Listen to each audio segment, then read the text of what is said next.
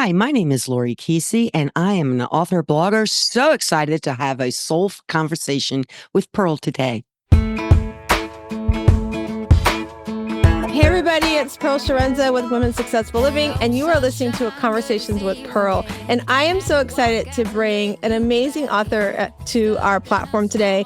And we're going to have a really fun conversation. We're going to get deep into some subjects, but I want you to get your pen and paper out because I think there's some things you're going to be able to learn from us today that you'll be able to take forward for yourself in your life, or maybe that friend that you just feel like a relative that needs to have some of the little tidbits that we're going to share today. So I'm so excited again to have our guest, Lori Keesey. As a kid, she wrote and illustrated a story about three puppies getting lost in a hatbox. She was hooked. She wanted to become a writer. And today, Lori has realized her goal with her recently released debut novel, Always Think of Me. Hey, Lori, welcome to the show. Hey, Pearl, thanks for having me. I can't wait to start talking. Yay!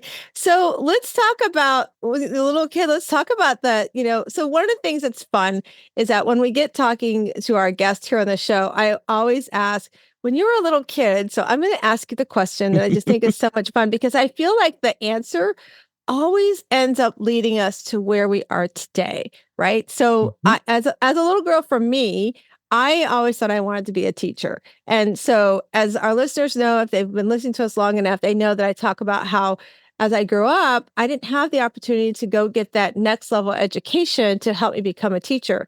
But yet, here am I today, and I'm coaching and teaching and pouring into women and helping to guide them through their bounce forward in their life and realize their potential of being that strong, happy, empowered, radiant, that original self, that Shiro, as we like to call it on the show. And so would love to know for you, when you were that little girl, I mean, we already know you did the story with the hat box and the little puppies, but what was it growing up that you saw yourself, when I grow up, I want to be? And how does it compare today to what that little girl was thinking? That little girl really wanted to be a writer. And I always felt so blessed because some people flounder and they can't figure it out. My big sister couldn't figure out. My little sister couldn't figure out. But yet I always knew. And I'm so thankful to that first grade teacher who encouraged me. She was the one who told my mom at a parent visitation day, honestly, that teacher had a big brown chair in the back of the room. I sat in that chair a lot because I was a talker. So, but I wasn't sitting in the big brown chair that day, and sitting there watching her talk to my mom and pointing to my story and telling my mom, I think Lori has some writing talent. You really need to encourage her. And then after that, it was like, oh, okay, someone believes in me. Maybe this is what I need to do. And after that, I would go to my grandmother's. My grandfather had a pharmacy. And back in those days, he was truly an apothecary. He would grind his own pills and, do that kind of thing. And he had this big, thing of paper. It was like parchment paper. And we'd pull this thing out, rip it off, and then we'd fold it up into little pages. And then with my cousin, I would write these ridiculous little stories. And again, we'd illustrate them. And I still have one and where the old tape marks are. And I'm thinking, oh my gosh, Lori, this is horrible. I mean, awful, awful, awful. I mean, I had no talent at all, but I got the bug, and that's what I ended up doing, writing for a living. I love it. I'm laughing for those that are listening. I'm like laughing and giggling on the other side while I have myself on mute because I could just see you being at brown chair, that teacher, every day being that talkator. I could just see Lori. You guys, I've talked with her once before coming on this show, and I definitely could see that. And I love that. It's you just gave the example that I talk often, especially to young women that have young kids that I work with. I'm like, everything you say or do in front of your child today, they are absorbing. You might not think they notice, but they notice things like how you react to stuff, how you respond to somebody, how you talk. They're going to soak that up. And for you to have that teacher that said, oh my gosh, to your mom, she's got this bug. You need to like help her, grow this and nurture this as much as you can because she saw that potential in you. And then here you are today, exactly what I said. It never fails. Those that are listening, if you listen to us often, you will see there's always something that correlates to as we get older, how that circles around. I believe, Lori, for me, I truly think that that's part of what I always, when I coach with my clients, I ask them, let's find that, what's that inner thing that you want? Like, what is that joy that makes you happy that you're not fulfilling right now? And so I always share that. I believe that, we come in here. So if you're listening, whether you believe in God or a higher being, whatever that belief system is for you, I believe that it's in your DNA when we're born. Like it's already been decided what's going to happen. It's already been decided. I too also believe when your dash is going to end. We don't know when it's going to end. That's why we need to live every life we can, but it's been decided. And so if you don't listen and if you don't hone that talent, like what Lori did with honing the talent of writing, then what happens is she'll do it just for herself. It's great, but you don't get fulfilled because you're not doing it for yourself. And then when you don't fulfill it and you bring it forward to those of us like myself who've been honored to receive your book, we can't be poured into. We can't learn from those talents that you have. And I love that you gave that example. And I love that you remind us again that we have to create and nurture those talents we have because when we don't, we cheat ourselves, but you're truly cheating others. And I Yeah. love that you're doing that. Well, it was funny when I was in high school. I loved to write. I was still writing. I was on the newspaper. I was the editor of the school newspaper and all that stuff. And I remember taking a class. It was English class, and it was getting into the nits and grits of grammar. And I don't know why grammar started not making any sense at all, but it didn't. And I worked on it, worked on it, worked on it until it started making more sense to me. But boy, you'll have moments when you start doubting. You're like, wait a minute, why can't I understand this? It's like for me with math, forget the math, but the words always came easily. So I had to muscle through that period. I almost literally, I was feeling so horrible because my papers would come back, excuse me, and I wasn't doing well. And the teachers, they see me and it's like, oh my gosh, I want to do this for a living. And I don't even have the basics, to write the language. So I got through. And I don't even know why that happened, but it Let, did. let's Maybe it was talk a about test. yeah. Maybe it So was a let's. test. It's probably yes. I was going to say let's talk about that. It probably was a test. It's also let's delve into that for a second because it even in life with things in life like we think I've got this goal and things Mm. we think we're on track with the goal right and things happen a loss happens or something changes in health or just things will come up right so how like learning to that no matter what if that's your goal and that's your belief and that's your joy how to stay focused and be aware and ask for help right so like your Mhm. teacher put on there see me right and you those doubts come in like you could have easily said well I just can't do this so forget this I'm going to go figure something else out right so what are some of the tips you can give to somebody that's listening today that maybe whether it's they're a writer whether they're a speaker whether just a mom listening to us at home that sometimes doubt what a great mom that they are or a great employee that somebody is. What do you say to that person? It's like, I just want to give up. Like, what would you share with them? Well, for one thing, I would say never give up. But I would also suggest that, some of these personality profile tests, I don't know if you use those in your practice, but they're amazing. I'll never forget my kids were sitting around the kitchen and they can't figure out anything. I said, well, you're going to do a test. And lo and behold, every single one. The oldest son, he should have been a preacher or a disc jockey. I mean, he talked all the time. The middle one should have been a sales guy or a lawyer. Yeah, the lawyer would have been excellent because he loved to argue. And the youngest was this is the sweet one.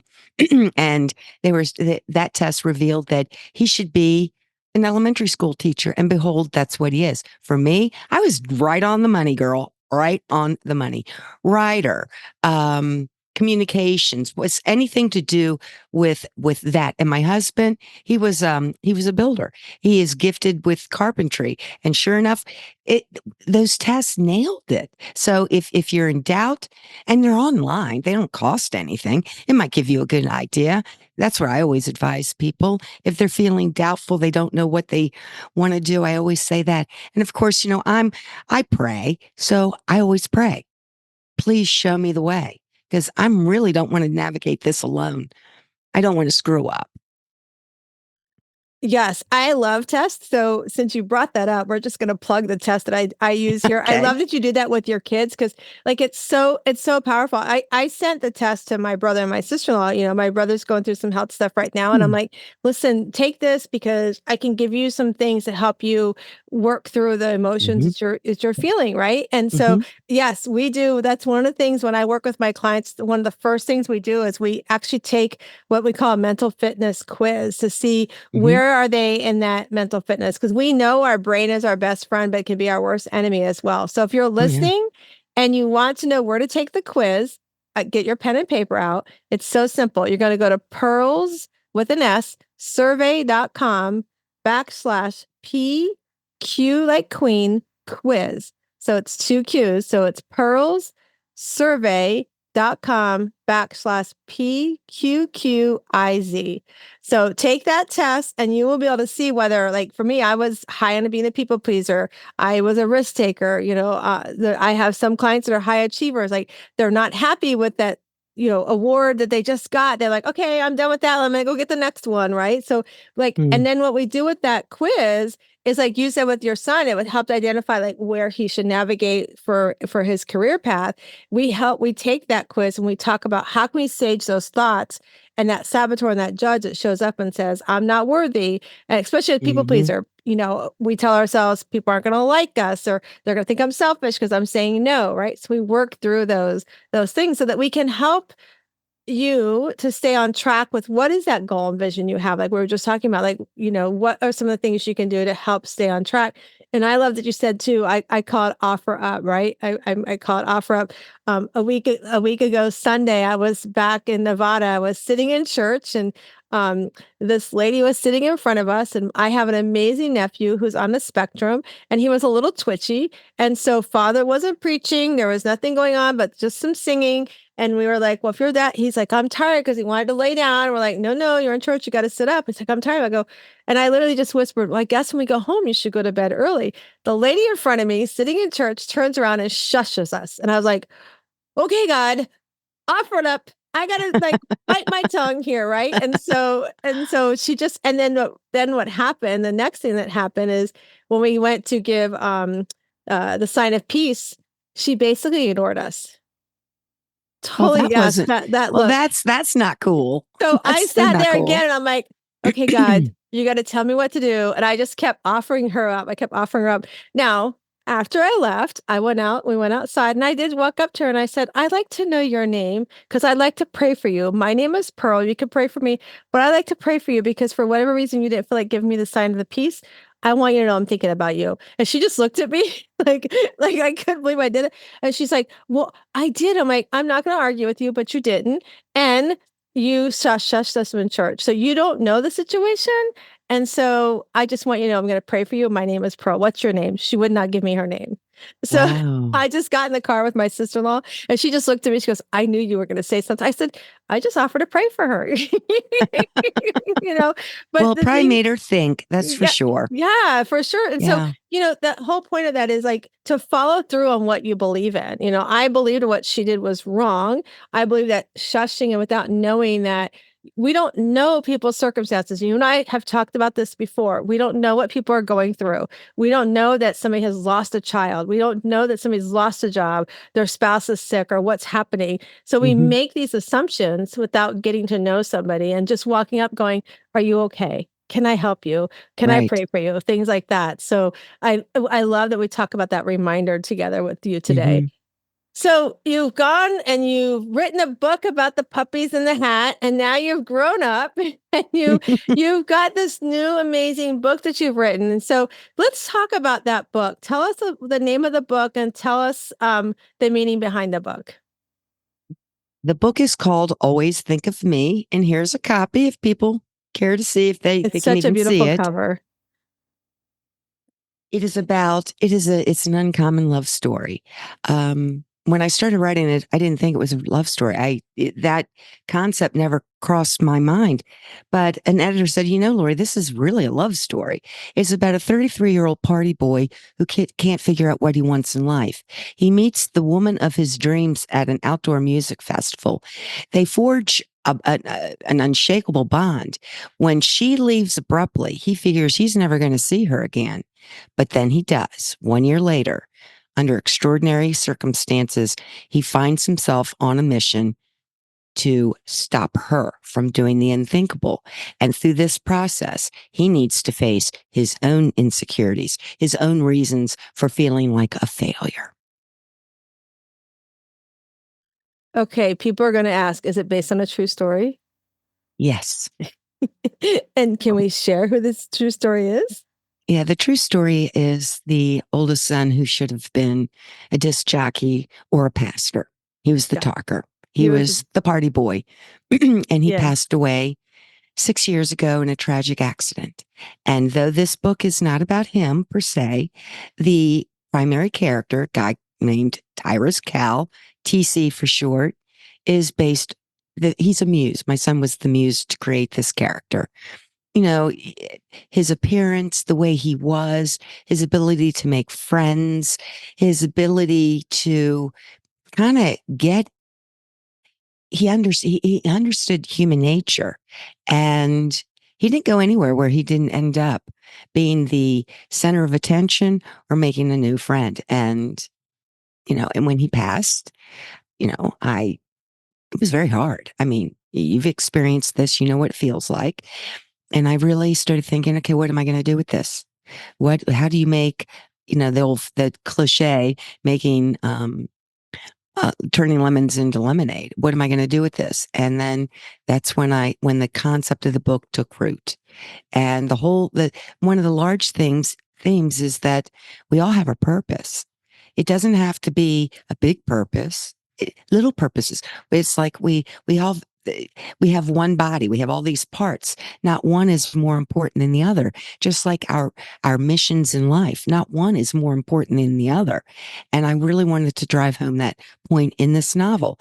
And at the time I was started writing too, there was this gigantic uptick in suicides.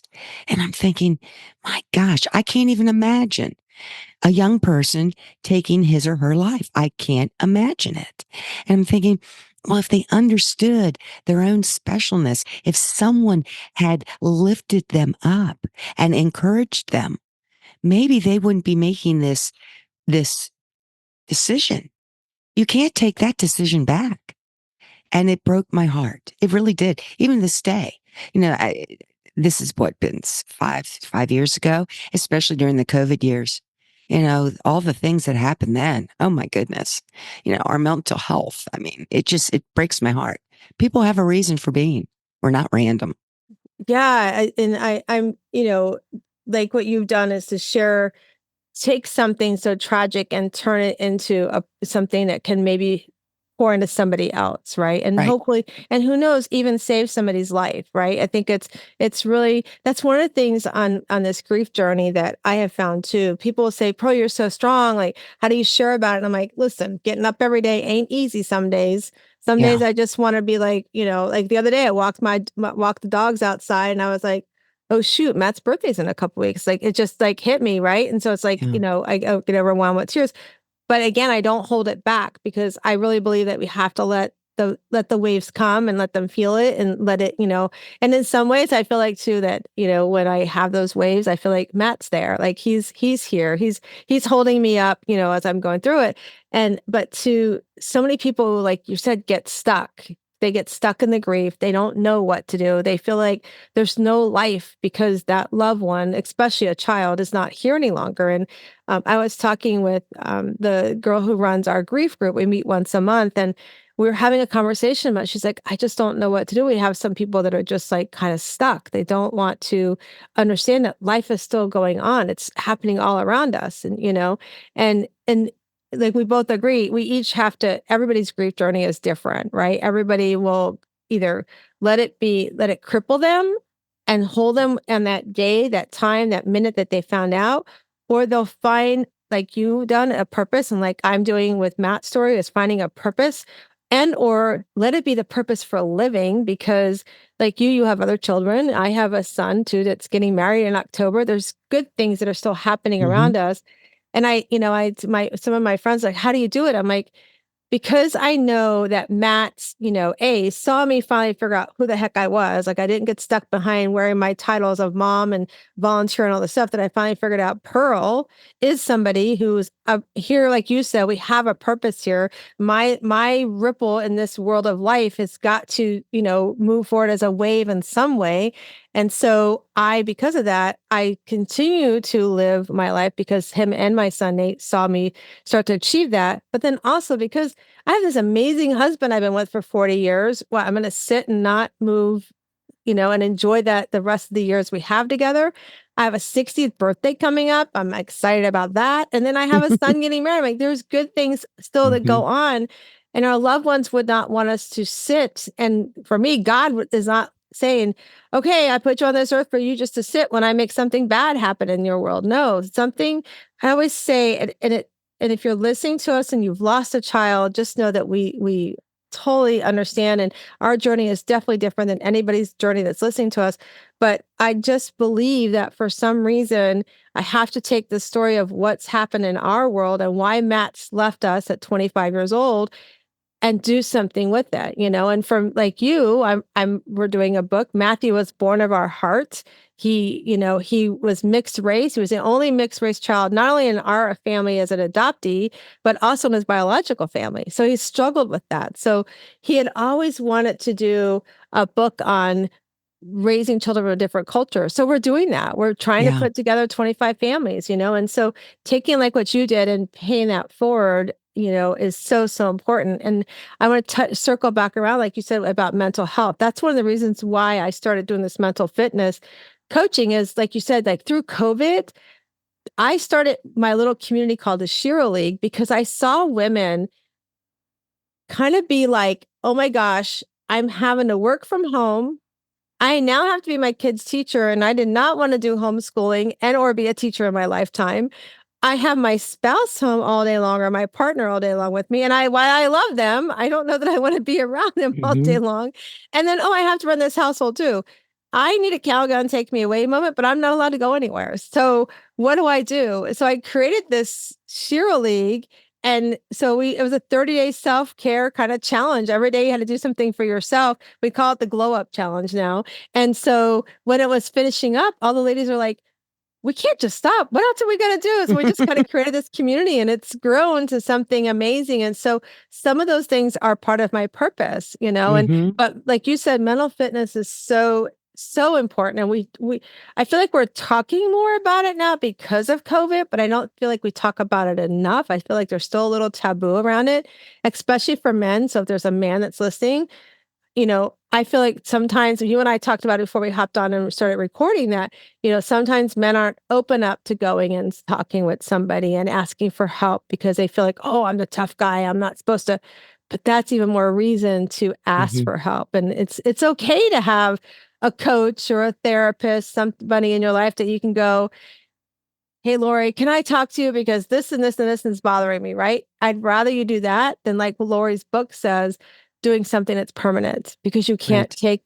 take that choice away. And Hmm. so on this book that you've written, Lori, what are some of the things you're hearing about it and how, like, tell us also how we can find the book, but what are some of the things you're hoping that comes out of this book? Well, many, I've gotten comments, reviews, and th- they make, how do I say this? I am so happy that many of the folks who write reviews are saying this book did this, this, and this. It was poignant. It was thought provoking. These are exactly the things I had hoped. That yes, you're going to be crying, you're going to be laughing. It's like the big spectrum of emotions, and just I always loved interesting characters, and they comment on the characters, and it was like that is just so heartwarming to people are actually seem to be grasping what this book was meant to do. And it just makes me feel like I didn't do something that I wasn't supposed to do. That this had a purpose. This book had a purpose, and it's achieving this purpose. For some, not all, I'm sure. And I've also heard that some people believe it triggers them because we're dealing with some hard issues, some huge personality disorders like narcissism, and the devastation that someone will have because of a relationship with someone who only thinks of themselves, but is far worse than that. And just the concept of suicide and drug abuse and all the things that we're seeing in our society today. And I hope I answered your question because I started rambling, Pearl. You didn't have ramble. You did perfect. I love that you're already hearing from people some of the changes it's Yeah. helping in their lives. And for those that maybe it's triggering, it maybe I know sometimes it's hard to read about the subject matter because whether you've had something in your life that's done it, maybe it's something you had tried to attempt before. But I think it's very good that somebody who feels like, oh my gosh, it's reminding me of my behaviors, maybe it'll empower them to do something for Mhm. those behaviors as Yeah. well. That was one I of the had things I thought about too in reading it. Yeah. One commenter did specifically mention that, evaluating myself. So that's cool. I mean, I love books where I'm going, whoa, boy, do I need to think about that. Very, I think that's why you read. You read because you want to escape. And I love thrillers and those types of books, but I also like those with a very strong theme, the reason for the book, and it's clear what it is. It's not this artsy fartsy type of thing that I don't understand. And as for where you can get it at Amazon and Books a Million and all those other places. So that's where you can get it.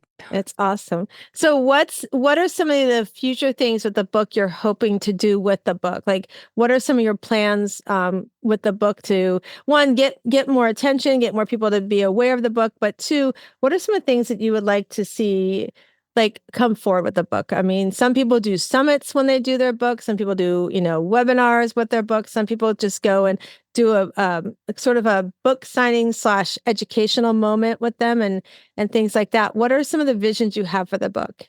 I would love to do. I have a book club tomorrow. It's a Zoom event, and I would love to do more book clubs because then you can really get to know folks, and they're asking questions, and you can engage, and you're sitting in the comfort of your home, and you're not traveling all over God's green earth. So that I would really, really love to focus on doing that. Of course, book signings and that sort of thing. But I've also started writing a sequel to this book. And so in July, my husband and I are doing it's this, this is, I can write this off on my taxes. Yippee. We're traveling across the country and we're following the course that one of the characters is taking from Atlanta, Georgia to Nevada. And then, I've never, I have flown into all kinds of airports, but I don't really know what it looks like when you're traveling, through Oklahoma or let's say I did drive through New Mexico and Arizona, but you know what I'm saying. I just don't know what the terrain looks like. And I really want to see what my characters would be seeing as they're driving.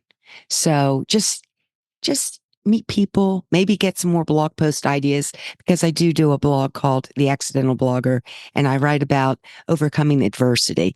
So maybe meet some people who have a story to tell. So those are my ambitions. It starts July 7th and we're coming back at the end of July.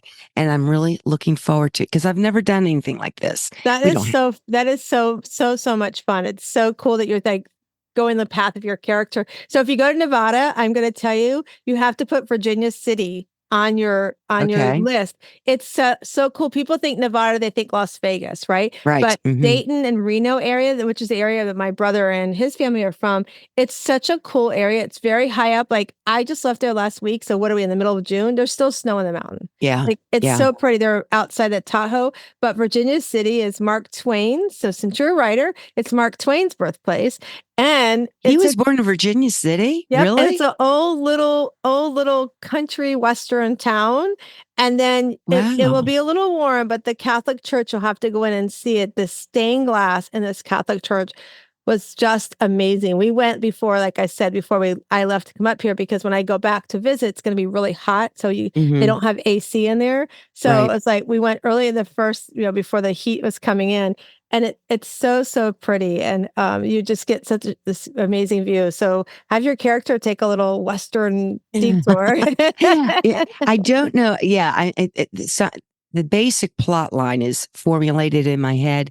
I just don't know the um Yeah, the it's actual things.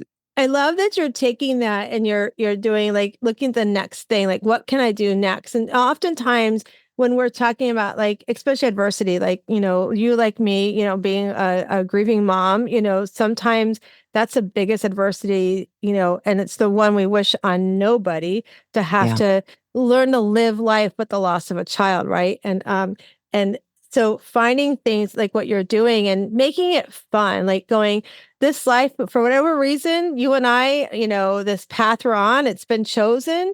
What can Hmm. I do with this? What can I do to continue to enjoy my life? While I still have this piece of my heart that's missing, I still, like we were saying earlier, I still want to live and do more, and make that ripple effect in the world. And I love that you're finding that path of doing that. And I'm so excited. I cannot wait. We'll have to have you come back on when you release the second Oh, version. that would be fun. That will That be would a be lot fun. of fun. And I love that you're talking about book clubs too, because even in my little community, I actually shared it with the book. We have a book club here. I've not been able to be part of it yet because of my traveling, but they do a book club, and I share. I'm like, hey, you guys should check out this book. So if you hear from a Winthrop or Mary Gonzalez, that's from me. But Well, that would be fabulous. And those who are listening, if they have book clubs, they can go to my website, Lori at LoriKeesey.com. There's a contact button. Well, I can give you my email address too. It's yeah, we will put Lori. all of that in the show Yes, notes. So yes. yeah, If you're interested, LoriKeesey.com. I will do those book clubs because Yeah. it is a awesome way to meet people and everyone has a story to tell. And, maybe I'll meet someone whose story really that I think might resonate with people who read my blog. I mean, Yeah. it's a give and take. It's give and take. Yeah, it really is. And I think it's awesome. It's one of the great ideas you're putting together. So let's talk about one of the big things that we talk here on the show about is about self-care, right? And I know for me, like before Matt passed, is taking time for myself. Like today, what I often talk about, especially when I coach with my clients, is that if tomorrow, that doesn't come for us, right? And all our family can say at our eulogy is what they saw we did for self, not what they saw with a title, the volunteer title, the mom title, the wife title, the employee title, but what they saw you do for you. What would they say? And so, Laura, I want to ask you that question. If somebody had to ask you, what do you do for yourself if tomorrow you're not here and your relatives have to and friends, that's all they could say is one thing they saw you do for self. What are some of the things they would say that they see you do for you? I would hope that they would see that I um, kept close to my friends. You know how separation, I live in Tennessee, my friends live all over the place, but yet we make a point of seeing one another. And sometimes you have to take the initiative. And I hope that my people would say, well, you know what? Friendships were important to her. And she went out of her way to make sure she saw the people she loved the most. That would be wonderful to me because that's what we need our friends. Yeah, that legacy that we leave behind is so important. And having friendship, like having those true friendships. I went to an event a few months ago, and Belinda, she said she was talking, sharing on stage, and she was talking about who are your front row people? Who's that person that's going to be there for you? My girlfriend Lisa calls it your balcony people, right? Like, who are those people in your life that are going to be there, and they're going to show up for you as well. And they're going to be that person that sits in a row if you're speaking on stage and you say, who has the first question, or nobody asks, your friend's gonna be like, I have a question, Right. even though they know you, right? They're gonna Yeah. help start that conversation. I think it's important too that if you are listening to us and that question was hard for you to answer and you didn't know, what truly your friends might say because you feel like you do so much and say yes to so many people, I would encourage you to listen to this next question that I want to ask Uh-oh. Lori. I know Lori's going to play along with me, so I'm not too worried about this. But the next question, one of the first things that when I work with my clients, they sometimes they struggle with, like we talked about earlier, like what's my inside, like what's that original thing I really want to do for myself, right? Because they do stand behind all these titles, they do stand behind the mental fitness saboteurs and judges that tell us we're not worthy, oh, you shouldn't get that award, like all those things that we allow to come into our brain. And so when I start coaching with my clients and we start working on that mental fitness saboteur and judge, one of the things that I love to do is have my clients write down what brings them joy, right? So usually it's 10. I'm just going to start with 2 for you with you right now, Lori. But if you don't mind, if you're open to playing along, I would love to get an example of what that looks like. So if I was to ask you today, Lori, tell me, we'll start with one thing for right now. Tell me one thing that brings you joy.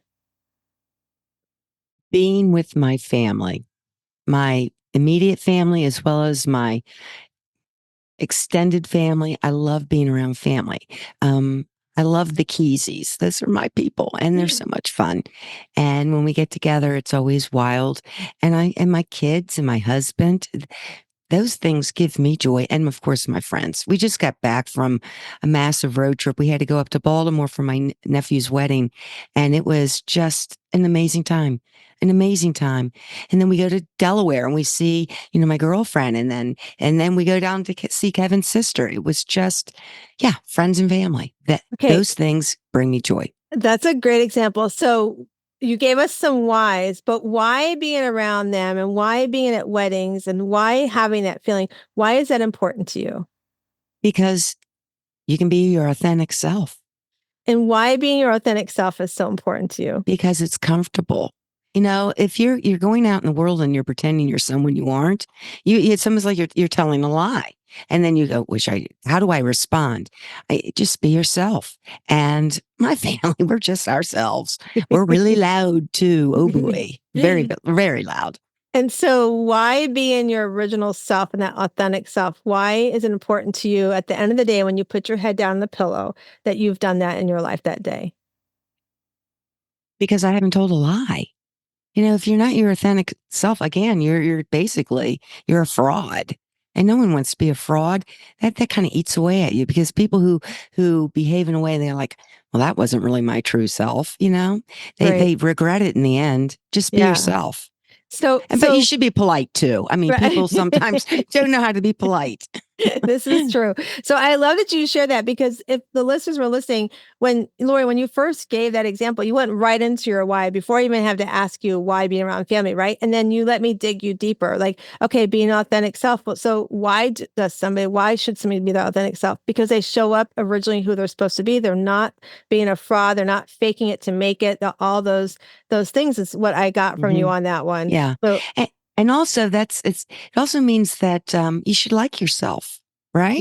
yes, You absolutely. gotta like yourself. And if you're pretending you're someone you aren't, that means you don't like yourself. Yeah. And boy, that's quite a topic, isn't it? Yeah, it's a Mm. very good topic. Okay, so Hmm. let's go to another one. What's another thing that brings you joy? I'm a porch sitter. Oh, so why sitting on the porch is important to you? Because it's peaceful. I spend a lot of time here in the loft and I'm writing and what have you. And around 4 o'clock or so, you said, you know what? I'm done. I get up very early and I love sitting out. We have a awesome view of the mountains because we live in East Tennessee. And that too gives me peace. It's very quiet. You don't hear traffic. We live on a gravel road, except for, we have neighbors around. But yeah, that brings me joy. So why having peace in your life? Why is that important to you? Because my head races a million miles a minute all day long. And My head, why is it important to not have your head race all day long? because you need to rest it just like your body needs rest. Your head needs to rest too, or you're worthless the next day. Trust me, I know. And Nothing so, works and I love that you're playing along with me. So why is rest important to you? because you have a job to do. And if you're not rested, you won't get your job done. And I'm not talking little tasks. Oh, I have to clean the kitchen. Oh, that too, all that stuff is always there. But I don't know yet. We all have something really big we need to do. And if we're not rested or if our bodies are unwell, you know what it feels like when you're sick? Hmm. You can't Yeah. do anything. Right. So, and those that are listening, what I got from Lori on that second question is that peace allows her mind to rest, allows her to do the things that she wants to do 100% and not feel like she's so tired and doesn't want to go even clean a kitchen. Right. Yeah. Well, usually Yeah. that's the case though. Yeah. Even if I'm rested. I love that you did that. Now, just imagine, Lori, when I work with my clients. So if you're listening to this and you've started writing notes, we only did two. One of the first things I do with my clients when I start coaching with them is I have them give me 10 of those, Lori. And I Wow. tell them, I'm like, listen, this is going to be the first big chunk of our job together, our work together, because I really want to get to that core of what makes you happy, right? And once we get the 10 done, then we look and we prioritize them, like, right? And so we start saying, which one's the most important of those 10 whys? And where are you showing up for those 10 whys? Then we score how you're showing up, right? Then we look at that PQ test that you took and we see where are those showing up? Where are the saboteurs and Mm. judges showing up and Mm-hmm. not allowing you to enjoy those Mm-hmm. whys, right? Mm-hmm. So Mm-hmm. that usually I tell everybody, I go, when they come start working with me, especially if they worked with a coach before, I'm like, well, why not that coach? And they'll tell me, because you're authentic, Pearl, you don't beat around the bush. You get right into the work, right? And so I tell them, listen, if you just give me a toe for a couple weeks, I promise you by the time you do 10 Ys, you're going to have a foot out that box. Mm-hmm. So, Mm-hmm. and so the next thing we do, and Laura, I would love to play along with you a little bit more if you don't mind. Oh, I don't mind. All right. So the next thing we do is, so we've got our whys, but we create all these lists that we do in the world. We create our to-do list, our honey-do list. You name the list, we probably have a list, a Mm-hmm. grocery list, yada, yada. We don't often think about our not to-do list, the things I don't want to Ooh, do, right?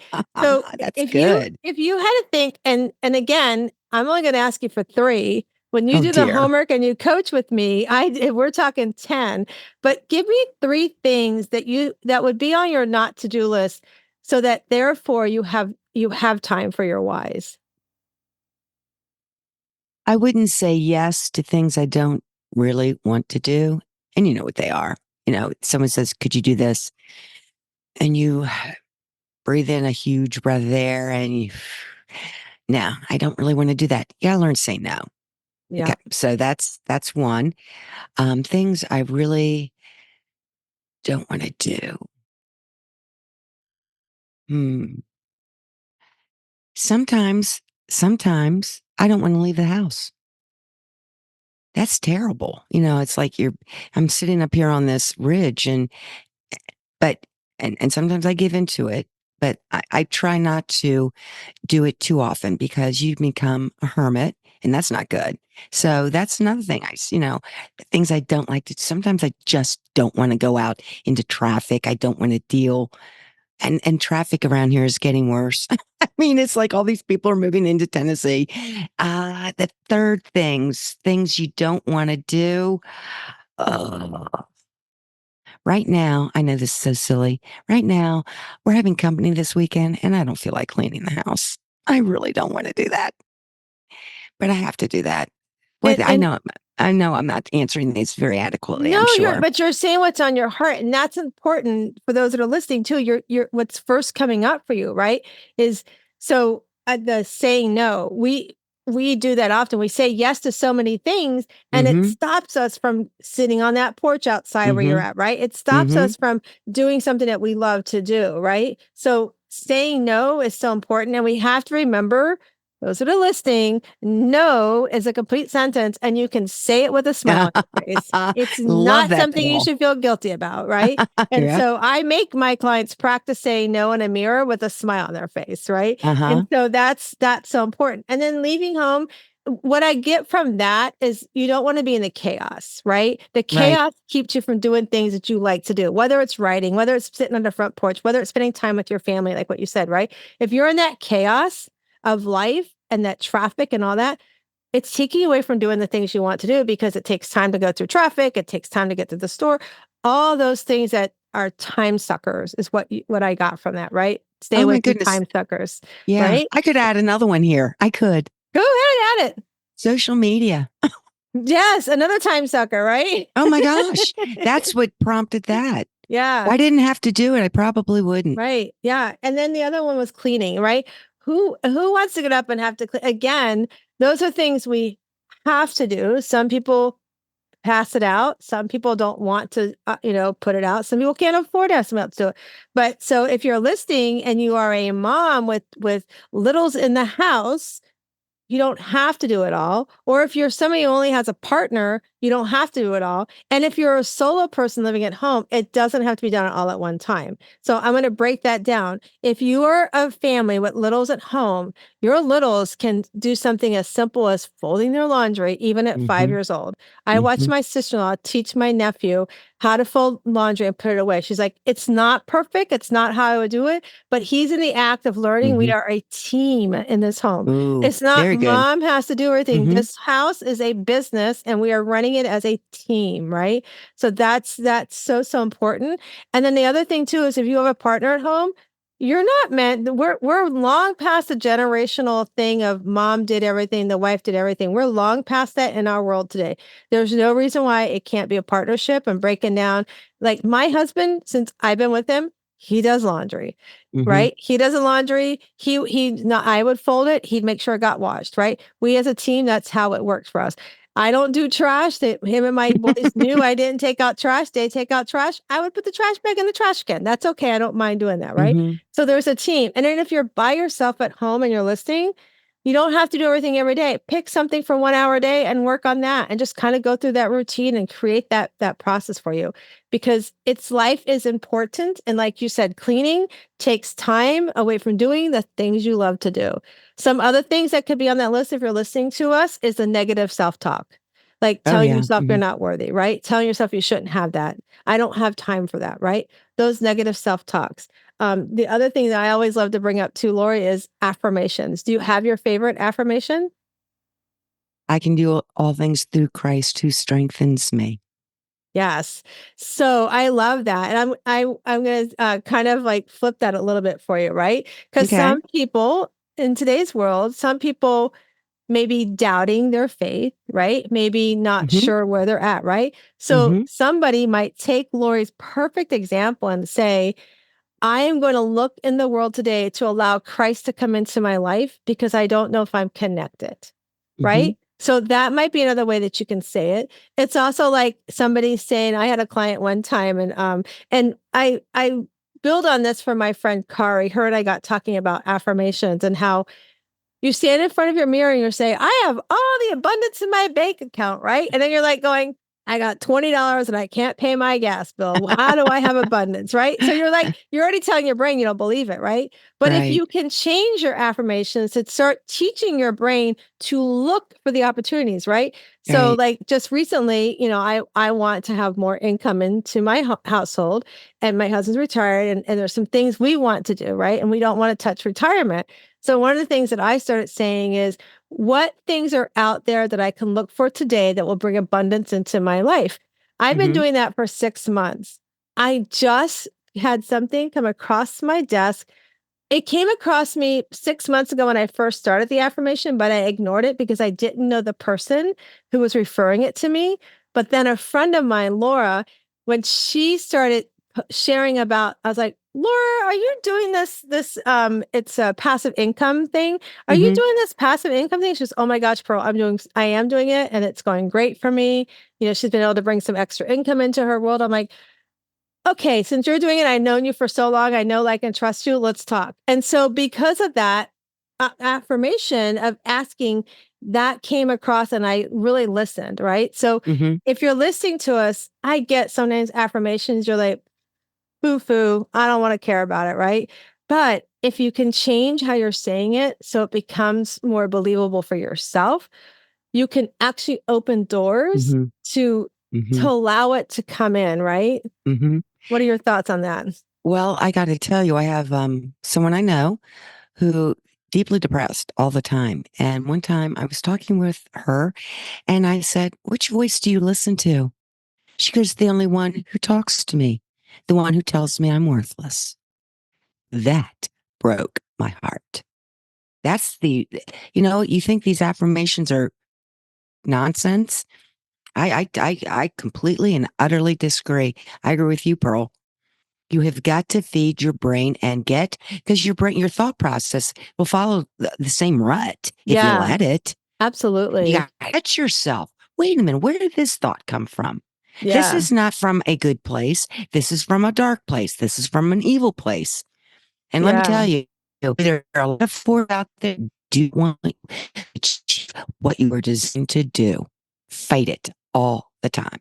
That's my advice. I love that. Reminds me of Megan Trainor. She after she had her first child, um, she had shared that she went to a therapist, and I believe she didn't feel happy in her skin. She didn't feel Mm-hmm. beautiful. And so her trainer said, her therapist said, "I want you to stand in front of the mirror naked, but I want you to stand about 6 feet away, 6 feet away, and I want you to find something beautiful about yourself." And she said for the first few weeks she couldn't find it. And then all of a sudden she's like, "Oh, that roll I have there on the side of my belly, that's because I had an amazing son," right? Like she started seeing those things and I was like, "I love that." And I Mm-hmm. remember recently it came up again for me, that story for her.